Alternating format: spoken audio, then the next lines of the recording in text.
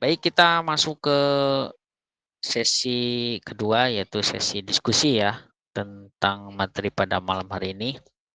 Silakan tuan-puan yang mau bertanya seputar materi pada malam hari ini bisa angkat tangan. Itu di bawah bisa ada titik 3, nanti ada tanda angkat tangan, tinggal klik aja. Atau bisa lewat chat ya. Bisa lewat chat. Nah, nanti ditulis saja, nanti saya baca. Waktu masih panjang, kita sampai jam 10 ya. Masih ada 1 jam ke depan untuk diskusi. Silakan tuan-puan yang mau bertanya seputar materi Izin malam hari Pak ini. Moderator, saya ingin bertanya. Silakan Tuan Ajrul, langsung saja. Ya, Assalamualaikum warahmatullahi wabarakatuh. Perkenalkan Pak, saya Waalaikumsalam. dari Kelautan, saya Bakri. Saya gini Pak, saya mau minta saran Pak. Saya punya baru persiapan lahan nih sekitar 20 kali 20 meter, 400 meteran lah ya Pak. Saya mau nanam apa Pak, sayuran-sayuran gitu. Nah pertanyaannya sayuran apa kira-kira yang bagus dikombinasi gitu atau ditumpang sari Pak gitu. Itu ya Pak. Baik, silakan. Udah aja langsung tanggapi saja. Baik ya, Puan. Tanaman yang rumah sari memang sih bervariasi ya. Kita bisa cari literasinya di apa di internet. Eh, ada beberapa penelitian yang mengatakan atau banyak men-sharing penelitian satu untuk membuat untuk membuat tumpang sari, kalau bisa memang mereka saling bantu bantu ya. Contohnya eh, sayur kol dengan tanaman apa ya, bisa saya lihat itu biasanya bunga-bunga kol ya, bunga kol itu ditanam dengan cabai gitu kan. Jadi bunga kolnya ditanam duluan, cabai kan lama tuh usianya gitu. Nah, atau ada juga pakcoy. Tapi kalau yang sayur yang cepat tanam, saya lihat tuh mereka jarang ya yang menanam tumpang sari. Biasanya tumpang sari itu di antara tanaman yang lama ya, separuh musim itu seperti cabai itu kan separuh musim ya. Nah, itu baru dengan tanaman yang panen cepat seperti lobak, bunga kol. Tapi kalau sayuran semuanya seperti pakcoy atau bawang-bawangan itu jarang yang ditumpang sari. Terong sering ditumpang sari dengan tanaman yang sayur mayur gitu. Nah, kalau memang kita mau sayur konsentrasi di sayur mayur, pilih yang memang pasarnya di sekitar kita itu tinggi permintaannya gitu kan. Jadi pakcoy gitu kan, atau kangkung atau apalagi itu bisa loba gitu. Kalau luas lahan 15 kali 20 itu lumayan juga itu. Berapa ya? 300 ya, 15 kali 20 ya. 300 ya. Iya Pak, 20 kali 20 Pak, sekitar 400 meteran lah Pak. Kalau memang kita mau turnover yang cepat ya ada beberapa opsi sayuran yang menurut saya itu bagus ya. Kalau memang bisa kangkung, kangkung. Tapi kalau enggak kita bisa pilih sayur seledri ya. Seledri itu prospeknya memang bagus, memang sedikit harus telaten. Petani seledri itu harus telaten ya. Karena untuk penyemaian dan lain-lain itu butuh sedikit ilmu ya yang harus praktek gitu, gak bisa teori. Jadi kalau mau cepat kangkung, ya kan, bisa kita masukin kan. Ya luas lahannya kan nggak juga lebar ya, cuma 20% ya. Kalau itu seledri, seledri itu Iya. kalau luas itu lumayan itu. Kalau memang kita bisa memanage ya, itu cukup itu. Karena saya ada teman yang berhasil itu dengan luas segitu dia cukup bagus income-nya gitu, seledri gitu kan. Asal cocok aja tempatnya gitu. Mungkin itu bagi saya. Tapi kalau lomba rasanya itu dikit lah hasilnya. Yang 100 itu Iya Pak, kangkung, jadi seledri. kemarin tuh kan rencana saya tuh gini Pak. Kemarin rencananya mau tanam buncis sama bayam gitu Pak. buncis yang di atas gitu, abayan di bawah gitu, bagus nggak Pak gitu? Atau tanaman kira-kira apa yang di bawah teduhan pohon lain gitu yang bisa hidup gitu Pak? Bayam atau kangkung lebih bagus mana gitu Pak? Kalau antara bayam kangkung ya saya lihat prospek sih lebih lebih bayam juga bagus sih kalau yang prospek bagus ya. Kalau buncis nilainya nggak tahu ya. Tapi kalau memang seluas itu kalau ingin stabil profitnya ya seledri kalau saya lihat dibandingkan Oh, yang yang harganya buncis bagus ya Pak? kangkung. Ya artinya itu dua selang itu kan kenapa kita memang agak rumit ya. Tapi kalau udah mulai panen itu bisa bertahan sampai 1,5 tahun gitu. Asal pandai gitu. Jadi luas dengan seluas itu tuh kalau seledri itu panennya bisa 1,5 tahun. Asal kita pandai membuat media tanam semuanya ya. Kalau kangkung kan panen tanam lagi kan. Biasanya lumayan apa kan. Buncis Iya, juga iya. gitu kan. Ini pilihan saya kalau memang punya lahan seperti itu. Coba fokus konsen di seledri. Karena kebutuhan seledri pasti kan. Jadi Iya, saran iya. saya lahan sedikit cari komoditi yang menjadi kebutuhan pokok dapur gitu. Kalau kangkung itu kan opsional untuk sayur mayur, ya kan? Kalau buncis juga opsional. Kalau yang pokok itu seperti bawang merah, cabai, apalagi itu, seledri, bawang perai, yang memang jadi bumbu-bumbu dasar untuk masak gitu. Nah, saran begitu. Iya Pak, Kalau yang makasih Pak. itu aja saran-saran saya. Iya Pak, makasih Pak. Ya, ya. Mahal. Baik, Tuan Najrul, udah cukup apa ada pertanyaan lagi? Iya Bang, untuk sementara cukup ya Pak moderator. Baik, baik. Terima kasih. Ya, saya juga selaku pemula bertanam juga, yaitu kangkung memang lebih mudah bagi pemula. Saya udah ngerasain sih lebih gampang gitu kalau kangkung. Cuma ya gitu harus tanam lagi ininya apa prosesnya. Baik, saya ke chat dulu sepertinya ada pertanyaan dari akun Faisal Wahyudi. Assalamualaikum Om, mau tanya tadi ada disinggung kalium nitrat dari kencing kambing dengan abu arang ya. Kalau boleh tahu perbandingannya berapa ya dari Faisal Pekanbaru. Oh, alhamdulillah nih dari Pekanbaru. Silakan, udah John. Ya, kalium nitrat ini sebenarnya secara apa? Secara lab apanya sih belum ada pasti ya. Tapi dari beberapa literasi kandungan yang ada di bukan arang kayu, bukan arang abu ya, tapi abu kayu ya, bukan arang abu tapi abu kayu. Kayu yang dibakar menjadi arang kemudian jadi abu. Kalau bisa kayu keras ya.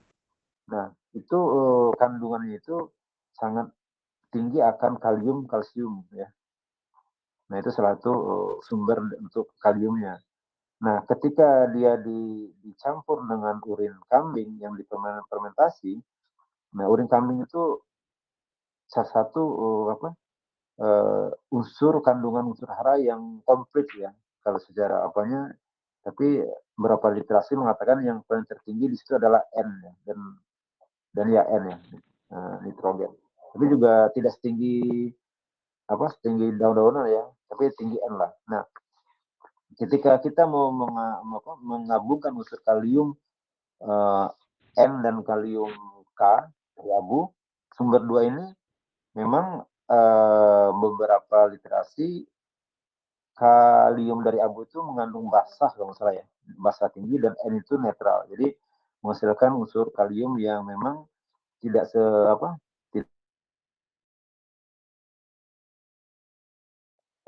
unsur hara di dalamnya sangat stabil tuh, komplit lah ya, komplit dibandingkan pupuk kalium nitrat yang ada di pasaran.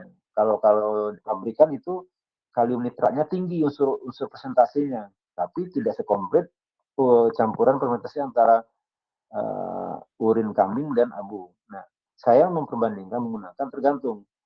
Kalau kita mau bikin seimbang unsur antara K-nya dan N-nya, maka saat kita melakukan fermentasi gunakan bagian yang sama. Misalnya 1 kilo unsur atau satu bagian, 1 ember kalium, urin kambing, maka pakai 1 ember abu dan ditambah 1 ember air. Ya. Nah, kalau kita mau meninggikan N-nya, ambil 2 ember urin kambing, kasih 1 ember kalium tambah 1 ember air. Ya. Jadi begitu memodifikasi kebutuhan. Kalau kita mau membuat unsur ini untuk pemupukan di masa vegetatif, maka kita perbanyakkan bagian unsur N-nya dari urin kambing dibandingkan kaliumnya dari unsur abu. Nanti sebaliknya, kalau kita mau jadikan dia sebagai unsur untuk masa generatif, maka kita naikkan unsur kaliumnya, abunya 2 bagian misalnya, atau 3 bagian, dan rendahkan unsur urin kambingnya. Nah, kedua, tambah air ya. Kemudian, jangan lupa starternya. Kalau saya menggunakan humus tanah, bisa juga pakai M4 atau yang lain, saya pakai gunakan humus tanah. Nah, begitu memodif kebutuhan input mandiri kita gitu. Jadi kita tidak tergantung dari kalium yang ada di pabrikan ya. Kalau masalah bagus dan tidak bagus ini susah. Tapi kalau tingginya lebih tinggi yang di pabrikan unsur haranya, konsentrasinya. Tapi kalau komplit yang kita buat. Karena kalau yang di pabrikan mereka cuma mengandung unsur K-nya sekian, N-nya sekian. 2 komponen unsur hara itu yang ada. Ya, kalau yang kita buat ini udah komplit, ada kalsium di situ, ada fosfornya, ada magnesiumnya, ada boronnya ya, di urung kambing, di abu ada kalsiumnya, ada lengkap lah. Cuma kadarnya tidak tinggi gitu kan. Tapi itu cukup untuk tanaman yang seimbang. Gitu. Ya, makanya kenapa pupuk yang kita buat secara organik itu tidak sesubur itu dengan tanaman kimia. Ini banding beda ya, tanaman subur sehat beda. Kalau yang kimia itu subur tapi belum tentu sehat. Tapi kalau yang dengan input yang kita buat tadi itu subur dan sehat gitu, dan dia seimbang. Gitu. Kenapa? Karena input yang kita beri secara alami dan komplit gitu. Kalau kita mau melengkapi unsur dari pabrikan, boronnya kita beli lagi, kalsiumnya kita beli lagi, apalagi kaliumnya beli lagi, kalium nitratnya kita beli lagi, fosfornya kita beli lagi, berapa habis uang kan untuk melengkapi. Nah, unsur hal-hal seperti ini yang menurut saya itu harus kita pahami kalau pertanian mandiri itu kita bukan mengejar suburnya, tapi kita mengejar sehat dan maksimalnya sehingga biaya produksi rendah, hasil panennya beruntung gitu. Jadi itu ya perbandingannya ya. Tadi kita tinggal aduk. Kalau mau seimbang, ya satu bagian tambah 1 air. Tergantung mana yang kita tinggikan. Nah itu untuk komposisi pembuatan kalium nitrat antara urin kambing dan abu kayu. Ini itu jawaban saya. Jangan lupa starternya tadi. Ya, baik. Begitu Tuan Faisal jawaban dari narasumber. Ini ada tanggapan lagi dari Tuan Faisal Wahyudi. Maksud humus tanah dengan lip mol. Sayanya Om gitu. Mungkin perbandingannya humus tanah dengan lip mol gitu. Berapa ada? Sebenarnya humus tanah dan leaf mold itu 2 nama yang sama ya. Kalau leaf mold itu mungkin bahasa Inggrisnya menurut saya ya. Kalau humus tanah itu mungkin apa bahasa kita ya atau bahasa pertanian ya. Nah, kalau kita pakai kalau saya standarnya itu biasanya dengan 1 genggam leaf mold ya, atau humus tanah yang kita ambil, baik itu dari rumpun bambu ya. Buang dulu lapisan atas dari rumpun bambu ya, agak-agak 5 cm. Nah, itu udah masuk batu itu ambil. Ambil 1 genggam untuk cukup itu sebenarnya untuk starter ya. 1 genggam atau ya berapa 1 genggam itu berapa gram lah ya itu. Nah, itu untuk 20 liter atau sampai 100 liter cukup gitu. Kita punya wadah kapasitas 20 liter sampai 100 liter sebenarnya dengan 1 genggam humus tanah itu sudah cukup gitu. Tapi kalau kita punya lebih nggak apa. Biasanya 20 liter itu dengan 1 genggam udah cukup. 20 liter artikan apa ya? Wadah cat ya, cat katilak itu ya, seperti cat katilak ya. Nah, itu udah cukup itu 1 genggam humus tanah ya. Humus tanah kalau ada yang di hutan bagus. Kalau ada yang di bambu bagus. Kalau nggak ada juga bisa pakai starter lain gitu, M21 atau M4. Tapi kalau lengkap ya tentunya lengkap di humus tanah gitu kan. Nah, kalau di humus tanah itu mikrobanya udah komplit gitu kan. Mungkin mungkin itu jawaban tentang humus tanahnya ya. Baik, ini ada tanggapan lagi Kang Faisal. Lama perendaman sebelum di aplikasi berapa lama ya Om? Atau bisa langsung aplikasi? Lama perendamannya berapa lama tuh? Nah, silakan. Hmm. Ya, kalau untuk membuat urin kambing ini memang kita butuh fermentasi ya. Dan fermentasinya kalau saya sih nggak usah ribet-ribet sekali ya, tutup aja biar apa? Biar aman dia, ya, sedap. Nah, lama itu paling cepat itu sebenarnya sih 14 hari. Tapi kita nggak tahu ya, namanya juga dibuat secara alami, apakah udah sempurna matangnya atau enggak, ya. Tapi dampaknya pun kalau kita kasih langsung sih nggak juga ada sih. Tapi unsur haranya cukup apa enggaknya yang kita atau ppm-nya bagus apa enggaknya. Kalau saya rekomendasi 21 hari lah ya paling cepat gitu kan. Kita fermentasi 21 hari kan biarkan dia dulu. Eh, Kalau idealnya itu aroma kalau ingin bagus ya sempurna fermentasinya itu aromanya udah mulai jauh berkurang gitu. Terus dia udah mulai kelihatan agak bening ya, atau agak agak bagus ya.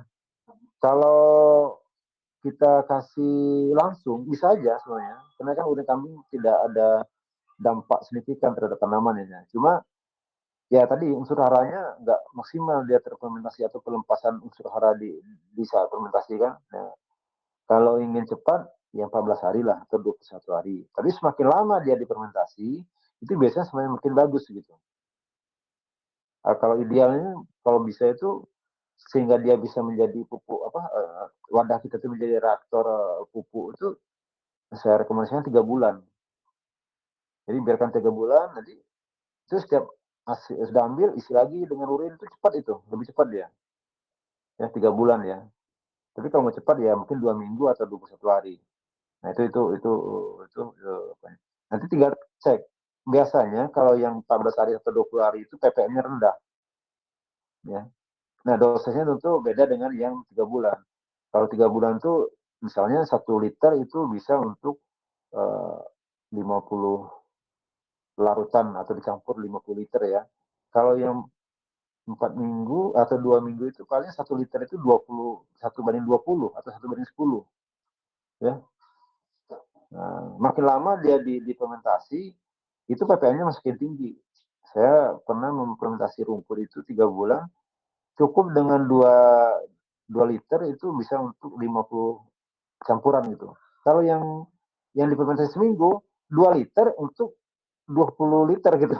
2 liter hasil fermentasi rumput yang 2 minggu dikasih itu perbandingannya. Jadi semakin lama di fermentasi dia semakin tinggi ppm-nya, semakin sedikit kita pakai dosisnya gitu. Nah itu untuk lama fermentasinya ya atau lama penggunaannya atau aplikasinya. Mungkin itu jawabannya dari saya yang dari pengalaman gitu. Baik, terima kasih Bunda John atas pemaparannya begitu gamblang. Ini ada komentar dari Tuan Faisal Wahyudi. Jazakallah atas ilmunya Om. Kan sudah Ya sama-sama.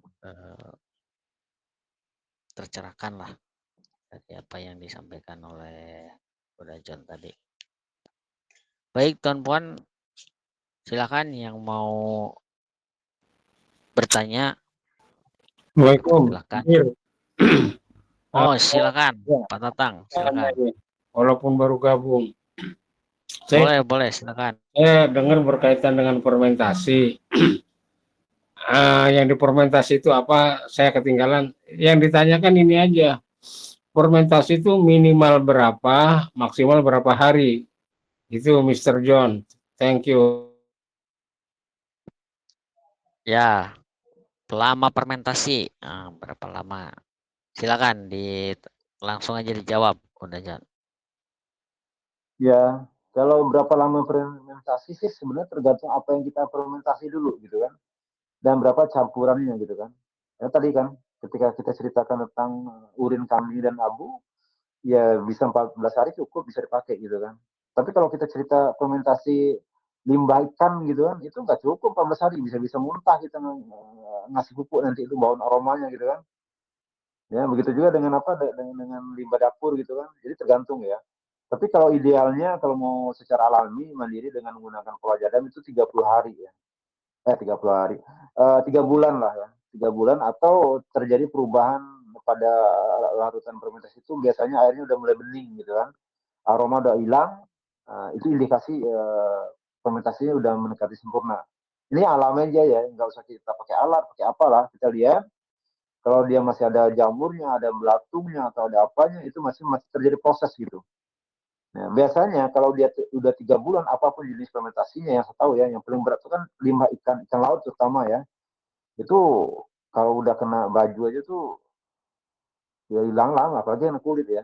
Tapi kalau dia udah matang fermentasinya, biasanya itu 3 bulan ya. Itu apa lama fermentasi udah sempurna saya lihat. Yang paling cepat itu di fermentasi itu krokot. 2 minggu dia jadi gitu. Kalau rumput sebulan, kalau cakang telur 3 bulan, kalau abu 2 minggu, abu kayu ya. Kalau urin kambing idealnya sih sebulan lah menurut saya ya, atau 21 hari ya. Tapi kalau mau sempurna baik ya 3 bulan. Jadi berapa lama fermentasi itu ya tergantung apa yang kita fermentasi dulu ya. Karena kan kita fermentasi secara alami ya. Semakin lama dia difermentasi, semakin bagus. Saya pernah menggunakan pupuk rumput itu yang usia setahun. Itu tinggi sekali ppm-nya ya. Sampai berapa gitu, lupa saya. Biasa saya dapat ppm itu cuma 1000, ya 1500. Ini lebih 3000 berapa gitu ppm-nya gitu. Rumput itu. Padahal rumput itu kan termasuk ppm yang masih ppm rendah itu kalau difermentasi secara alami ya. Jadi kalau kita fermentasi secara alami, pupuk itu semakin lama dia difermentasi, semakin tinggi uraian unsur hara yang terurai atau ppm yang terdapat. Nah gitu jawabannya. Jadi berapa lamanya tadi sudah saya sampaikan, moderator. Begitu, Pak Tatang. Mungkin ada pertanyaan lain? Eh, Sementara itu dulu. Baik. Jadi tentang fermentasi ini tergantung jenisnya ya. Semakin lama semakin bagus hasilnya. Nah, ini ada pertanyaan dari akun Muhammad Petra. Assalamualaikum, Moda John izin bertanya. 1. Bagaimana porsi pupuk N, pupuk P, pupuk K pada masing-masing fase generatif, fase peralihan, dan fase vegetatif? Yang kedua, bagaimana cara menghitung efektivitas pupuk dalam perhitungan ppm? Yang ketiga, apakah bisa bertani atau berkebun hanya menggunakan pupuk organik? Nah, silakan, udah langsung tanggapi 3 pertanyaan. Coba satu lupa, satu sampai satu apa sih pertanyaannya? Yang ke satu, bagaimana porsi pupuk N, pupuk P, dan pupuk K pada masing-masing fase generatif, fase peralihan, fase vegetatif? Nah, itu nomor pertama dulu, silakan. Baik, artinya fase dan apa tadi dosis apa fase satu tadi apa? Fase generatif, terus fase Enggak, peralihan, dan pertanyaan awalnya pertanyaannya, bagaimana porsi pupuk N, pupuk P Ya, porsi dan N dan pupuk K K. pada porsi generasi ya. Jadi porsi sebenarnya teman-teman sekalian ya, kalau saya udah coba praktekkan, semakin banyak kita mempelajari formula NPK itu ternyata semakin sulit kita bertani gitu ya, semakin ribet gitu. Padahal bertani itu kan kita cuma tugas kita kan menanam ya, sudah itu kita menunggu apa yang dilakukan. Ternyata gitu simpelnya. Bukan berarti kita mengabaikan formula NPK ya. Nah, untuk menjawab berapa porsi, sebenarnya simpel. Biasanya tanaman itu ketika dia mulai dipindahkan dari media semai ke lahan, yang akan dilakukan tanaman itu adalah melakukan penyesuaian dengan unsur tanah sekitarnya. Ya, biasanya itu prosesnya itu antara 1 sampai 3 hari atau 5 hari.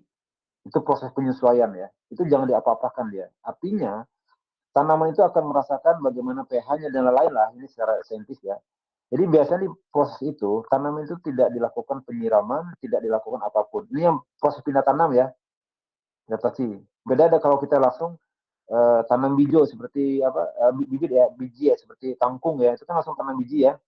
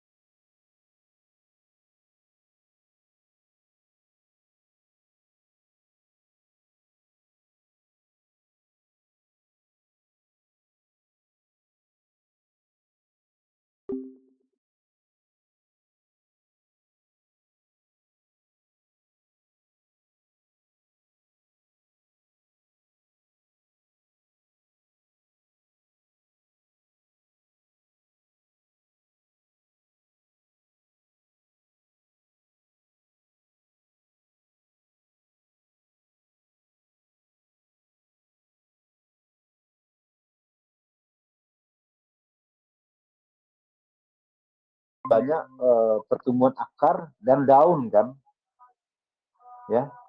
Nah ini kita tahu kalau secara formula rumusan NPK tentu N untuk daun, P untuk akar dan K untuk batang. Ini formulanya. Nah carilah P yang tinggi gitu kan, ya unsur P yang tinggi.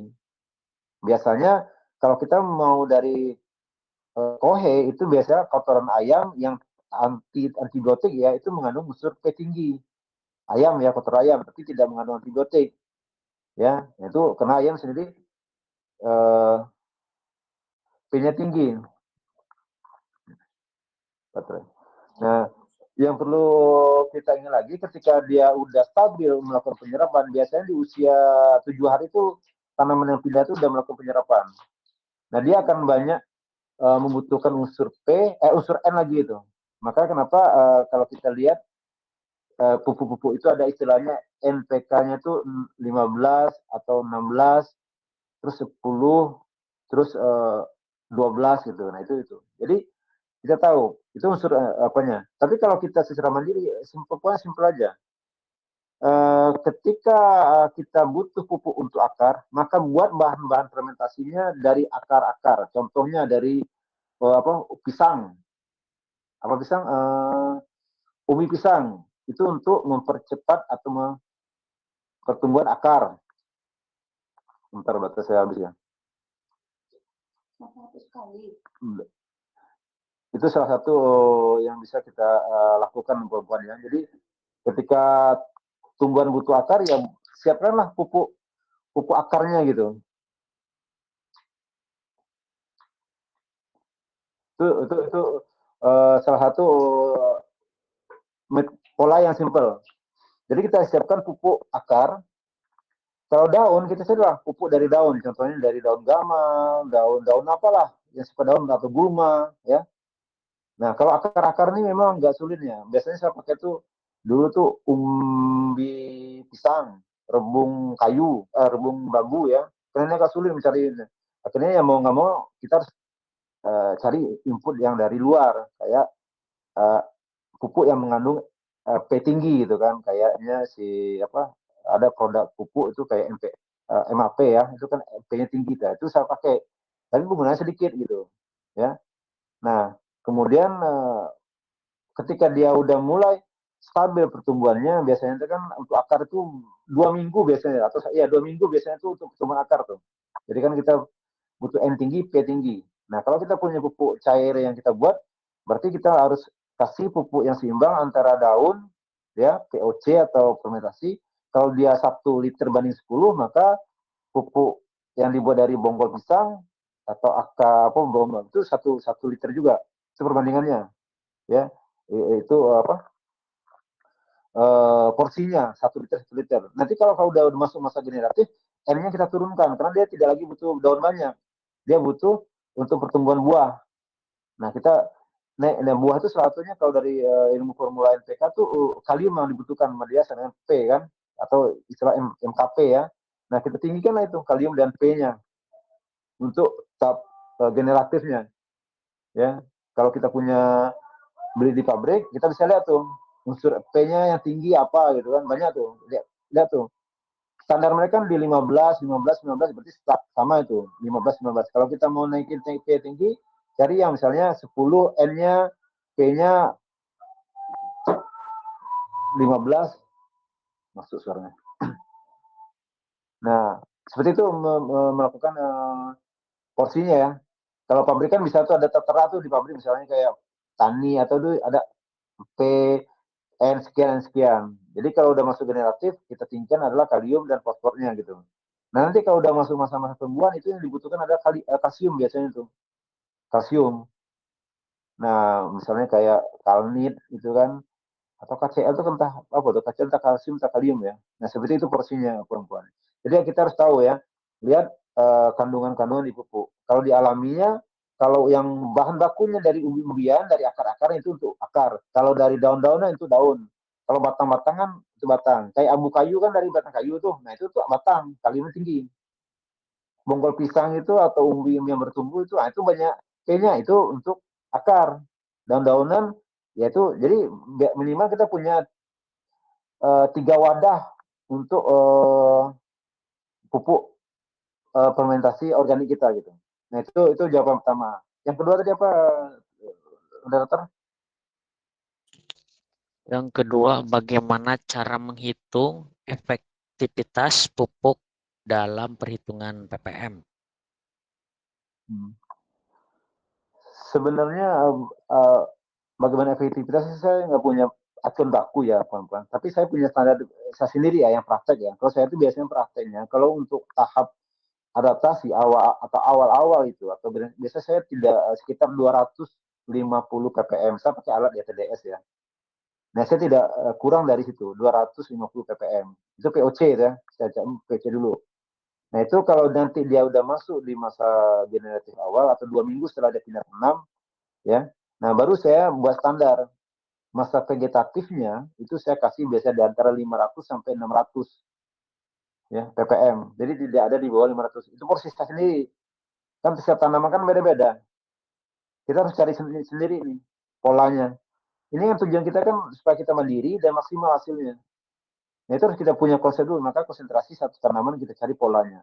Kalau saya kebetulan dengan cabai itu saya kalau dia masa generatif itu antara 500 ppm sampai 700 paling tinggi. Ya. Nah, ketika dia udah masuk di generatif, saya 700, 800 atau 900. Ya. Nah, nanti di pembuahan baru saya kasih di atas 1000 gitu.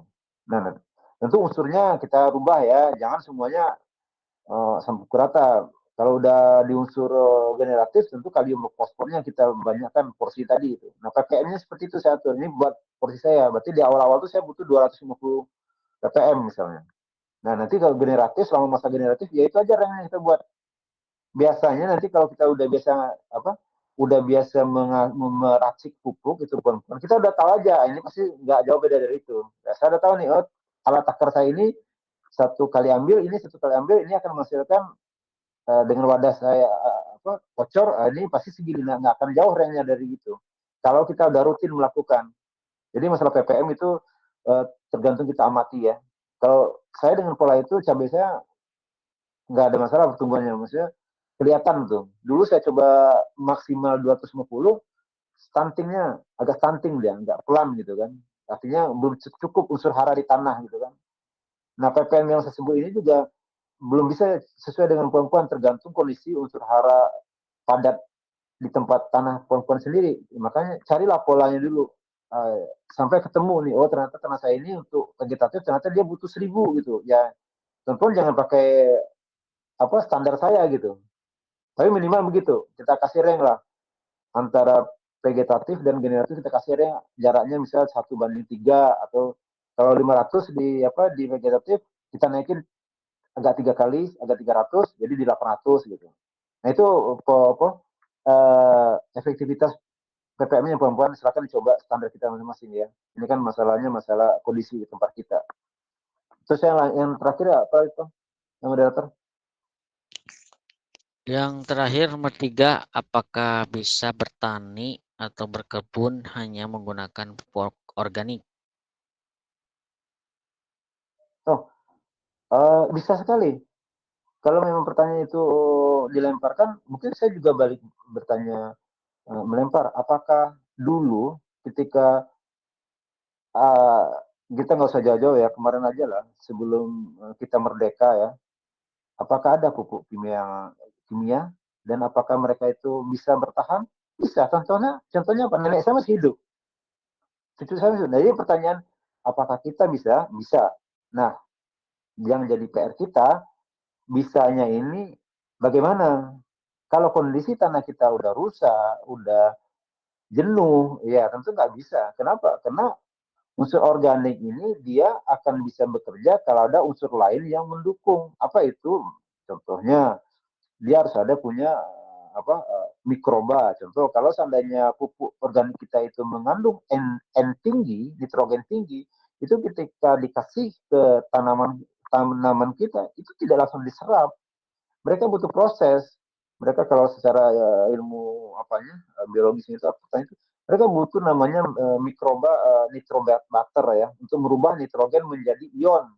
Nanti dari ion dia membutuhkan lagi mikroba kecil lagi untuk membawa ke dalam perakaran. Jadi bukan nitrogen cair itu yang langsung diserap, enggak, dia butuh proses. Kalau ada berapa 3 tahapan tuh sampai dia terserap gitu.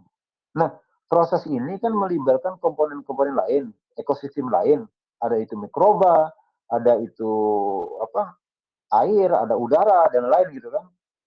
Karena kalau di barat masa ini gini, ketika perempuan mau membuat nasi goreng, ya, ibarat organik itu perempuan punya beras, punya cabai, punya bahan-bahan baku yang siap. Tapi puan tidak punya apa koki yang bisa meracik dengan baik bumbu-bumbu dasar ini. Itu organik. Ya.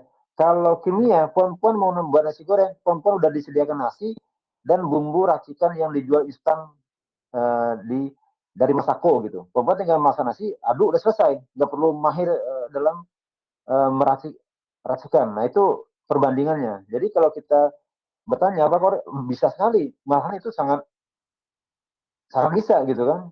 Tinggal kita bagaimana melihat kondisi tanah kita. Kalau memang tanah itu udah sehat, udah lengkap semuanya, ya kan saya bilang tadi, hasil akhirnya kita bisa menjual harga panen kita 20% daripada harga pasaran.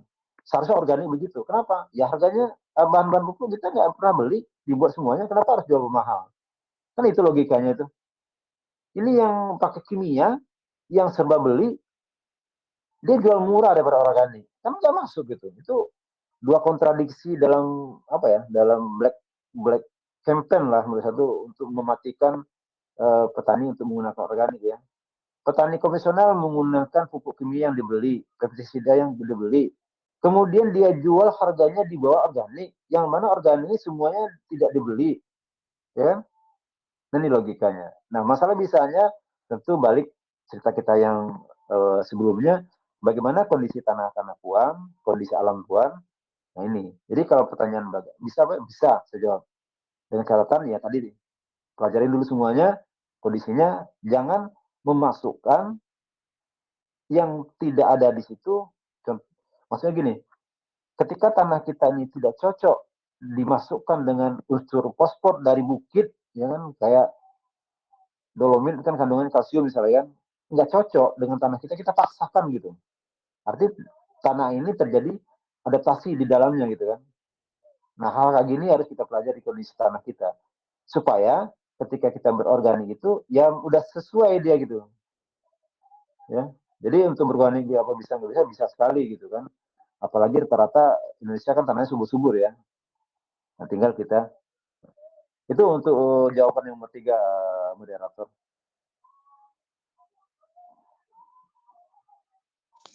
Baik, begitu jawaban dari narasumber pertanyaan 3 poin tadi dari akun Muhammad Fitra.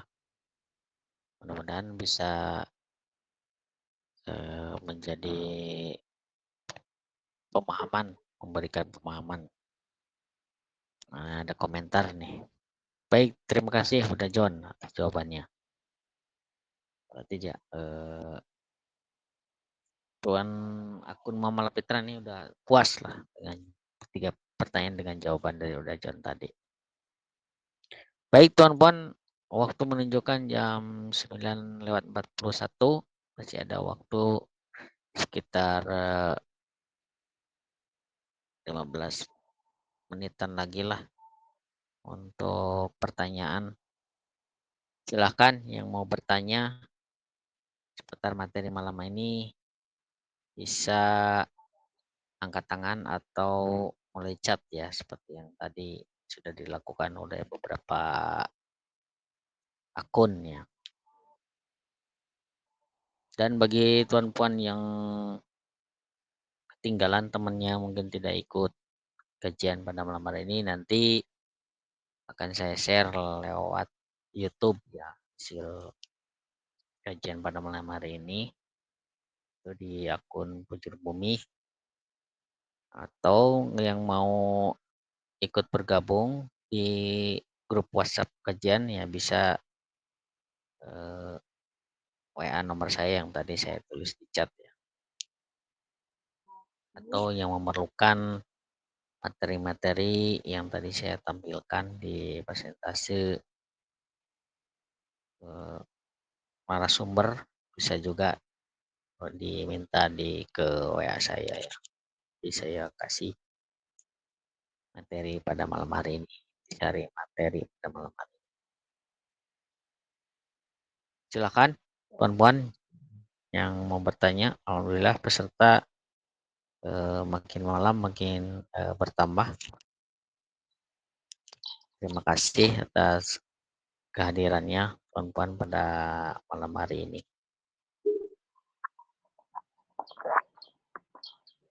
Nah, kalau tidak ada mungkin saya bertanya yang materi yang sebelumnya, itu yang mengaktifkan biochart itu yang dari abu itu gimana udah ini ya formulasinya yang Oh, untuk ya. biochart itu dari abu itu, silakan udah. Ya. Pertemuan sebelumnya kita kan pernah diskusi tentang biochar ya. Biar dipahami juga, biochar ini kan sebenarnya bukan abu ya. Dia kayu yang dibakar menjelang menjadi abu. Nah, jadi kalau abu kan udah nggak bisa dipakai jadi biochar. Dia udah jadi unsur terakhir dari sebuah pembakaran kan. Tapi kalau biochar itu masih bentuk arang ya. Nah, memang kalau arang ini eh, kalau dilakukan secara alami dari 100 kilo kayu mungkin dapatnya ya 10 kilo gitu kan, kecil lah. Atau mungkin sekilo kali ya kalau nggak pernah pandai.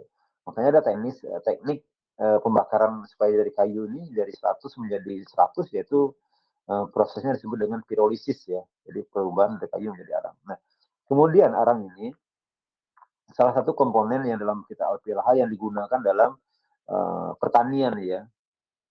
Salah satunya yang sangat penting itu yaitu mengembalikan secara cepat perbaikan tanah gitu kan. Jadi tanah yang tadinya udah rusak karena kimia, nah maka digunakanlah biochar. Bukan berarti biochar ini yang kita ada prosesnya. Jadi biochar ini sebelum digunakan untuk memperbaiki tanah, memang dia harus diaktifkan, bukan berarti diaktifkan di starter ya, bukan. Ketika arang ini udah terbentuk, pada satu penelitian mengatakan ternyata arang ini pori-porinya itu sendiri masih tertutup, ya, artinya belum bisa berperan dalam eh, menjadi rumah-rumah mikroba atau penyimpanan atau penyerapan O2 atau H2 di tanah. Jadi butuh proses. Kalau secara alami dia akan tetap terjadi. Bisa jadi 3 bulan prosesnya baru dia akan aktif gitu kan. Arang ini misalnya tanpa kita bantu ya, dia bisa aktif 3 bulan baru pori-pori dalam arang itu terbuka gitu. Atau secara alami kan. Kan nggak mungkin kalau kita mau perbaikin tanah yang udah yang rusak itu untuk mengaktifkannya kita menunggu 3 bulan bisa lama gitu kan. Nah ternyata setelah dilakukan kajian-kajian dari kampus, dari universitas, ternyata ada cara-cara yang memang lebih cepat gitu. Ada yang seminggu, ada yang malah ada yang hitungan jam gitu kan. Tergantung dari apa yang kita gunakan. Tujuan mengaktifkan ini adalah untuk membuka pori-pori arang yang masih tertutup setelah proses pembakaran atau pirolisis. Malahan ada yang bisa menyimpan energi listrik malahan kalau udah diaktifkan menggunakan pola-pola tertentu ya. Nah, dari pertanian, kita harus membuka dulu pori-pori ini, supaya nanti arang ini bisa menjadi rumah-rumah mikroba di dalam tanah, sehingga mikroba itu akan bisa berkembang biak. Semakin banyak mikroba yang berkembang biak di rumah-rumah arang, maka dia akan cepat tanah ini diperbaikin, baik itu yang rusak tanah kimia ya. Nah, proses perbaikannya bagaimana? Ya tadi, banyak metode. Kalau dalam yang saya sudah lakukan itu ada berapa metode? 3 saya lakukan. Pertama, merendamnya dengan air. Ya. Mencuci arang yang sudah dibakar, itu kita cuci rendam dengan air. Itu butuh waktu 7 hari ya, tergantung ya. Nah, setelah direndam air dia baru terbuka, baru kita masukin mikroba. Atau kita bisa rendam dari dia dengan unsur pupuk organik cair selama 7 hari juga. Makin lama direndam makin bagus, ya. Nah, keuntungannya kalau kita rendam dia dengan pupuk organik cair atau dari mikroba, setelah pori-porinya terbuka, arahnya udah menjadi rumah mikroba. Kalau dengan air dia belum, baru terbuka aja, harus rendam lagi dengan mikroba. Jadi itu bedanya. Ada yang direndam dengan air atau langsung dikasih pupuk cair atau mikroba. Ya, kalau kemarin kita kasih contoh dengan mikroba yang dibuat dari jadam yaitu JMS ya, ya bisa tuh rendam dia sampai terendam gitu kan. Biarkan seminggu itu pori-pori terbuka. Itu. Kenapa? Karena unsur-unsur yang ada dia akan membuka pori-pori itu. Nah itu dengan lama seminggu. Ada yang cepat ada, bisa hitungan jam. Hitungan jam perempuan bisa menggunakan namanya asam nitrat kan 5%, ya direndam bisa hitung jam. Cairan asam nitrat 5% itu disemprotkan ke dalam arang, tidak perlu sampai terendam, cukup lembab ya, lembab aja itu udah kena semuanya. Kemudian setelah lembab biarkan dia 1 jam ya, sudah 1 jam kemudian dicuci dengan air lagi dan dijemur sampai kering. Nah itu pori-porinya udah terbuka, itu yang cepat gitu. Jadi kita nggak butuh berhari-hari gitu, cukup hitungan jam uh, biochar kita ini udah bisa kita gunakan. Banyak guna, bisa untuk menggunakan menyaring air, ya, terus bisa digunakan untuk perbaikan tanah dan lain. Jadi 2 metode itu yang bisa digunakan untuk mengaktifkan biochar. Secara alami tinggal direndam aja atau dimasukkan dalam kompos tanah, biarkan dia selama 3 bulan, baru bisa aktif. Itu butuh waktu lama. Kalau cepat ya tadi langsung rendam dia menggunakan VOC. 7 hari biasanya udah aktif, udah terbuka pori-porinya. Udah plus sudah ada unsur mikroba dalamnya. Barulah setelah 7 hari, baru kita semaikan ke dalam area tanah kita. Ya, atau jadikan media, campuran media tanam. Nah, kalau kita mau buru-buru ya gunakan asam sitrat yang tadi saya bilang.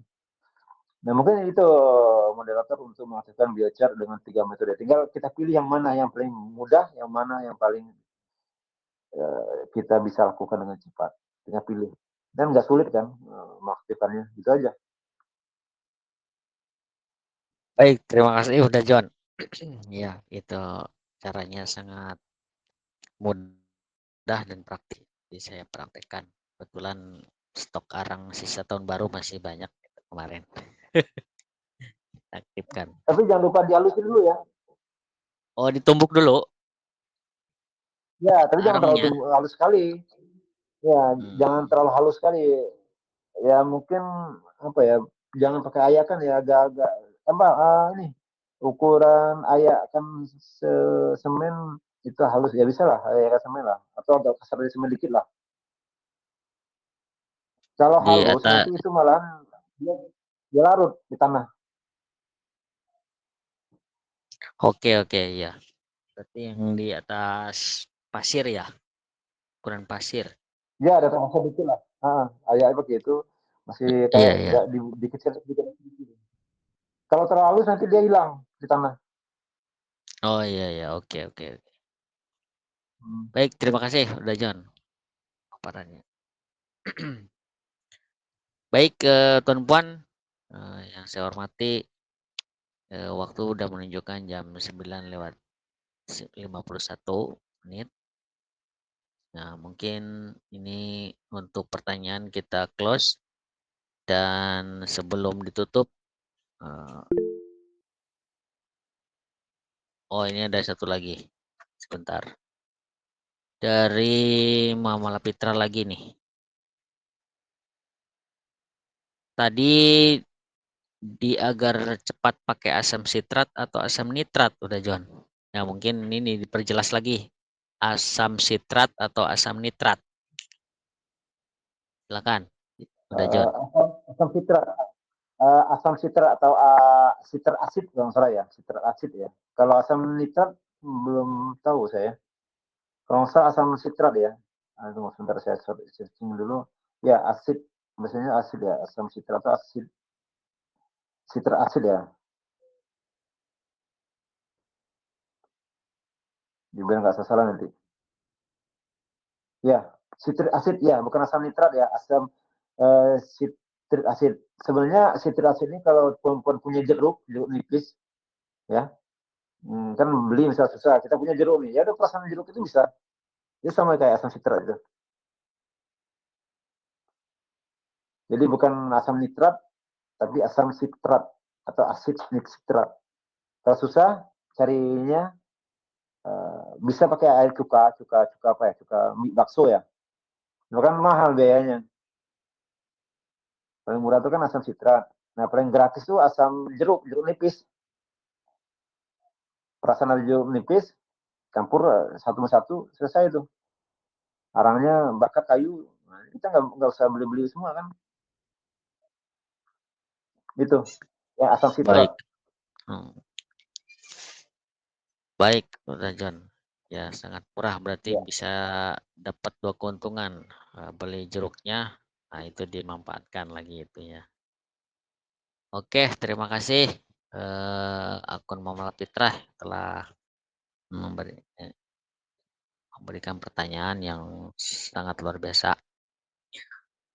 Baik, Tuan Puan, sebelum ditutup kajian pada malam hari ini, saya persilakan untuk narasumber menyampaikan closing statement-nya. Silakan, udah. Ya, terima kasih Bang Pur, kita udah 2 jam ya menghabiskan waktu untuk saling diskusi ya. Nah, penutup ini semua simpel teman-teman.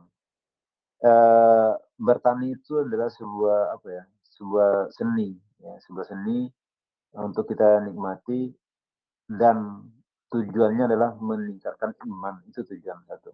Jadi bertani tidak lain tujuan utama kita peningkatan iman. Nah, dalam peningkatan iman ini banyak hal-hal yang kita lakukan, salah satunya itu tuh memanajemen pupuk.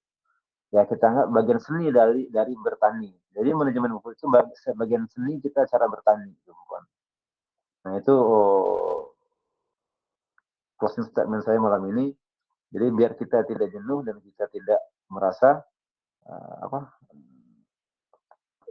frustasi ketika kita bertani belum mencapai hasil yang maksimal. Gitu. Mungkin itu moderator.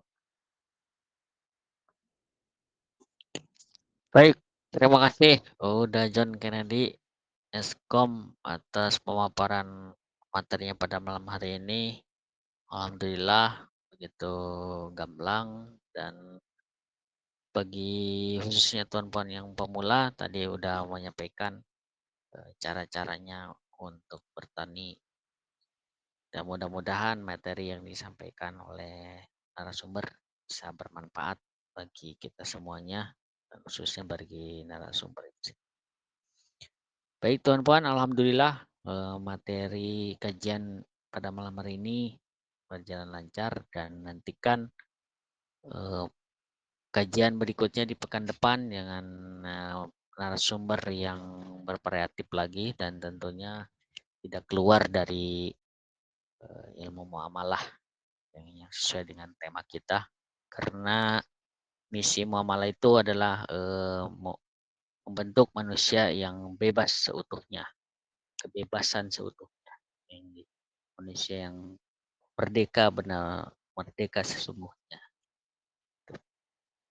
Baik tuan-puan, kajian saya cukupkan sampai di sini. Mohon maaf atas segala kekurangannya. Saya doakan semuanya disehatkan badannya, dipanjangkan umurnya, dan dilancarkan rezekinya. Berkah untuk semuanya. Wabillahi taufiq wal hidayah. Wassalamualaikum warahmatullahi wabarakatuh. Waalaikumsalam warahmatullahi wabarakatuh.